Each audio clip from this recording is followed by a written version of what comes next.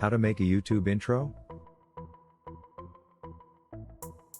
Creating a YouTube intro can be a fun and creative way to introduce your channel and set the tone for your videos. Here are some steps you can follow to create your own YouTube intro. Choose a theme. The first step in creating a YouTube intro is to decide on a theme or concept that reflects the content of your channel. This can be a specific color scheme, a particular font, or a certain style of animation. Gather your assets. Once you have a theme in mind, you'll need to gather all the assets you'll need to create your intro. This may include images, music, and any other elements you want to include.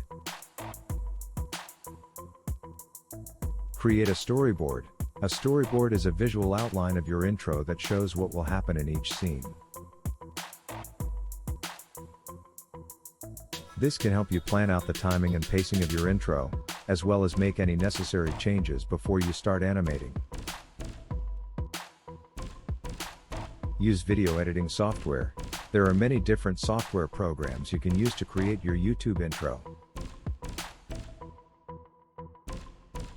Some popular options include Adobe Premiere Pro, Final Cut Pro, and iMovie. These programs allow you to import your assets, arrange them in a timeline, and add effects and transitions. Preview and revise.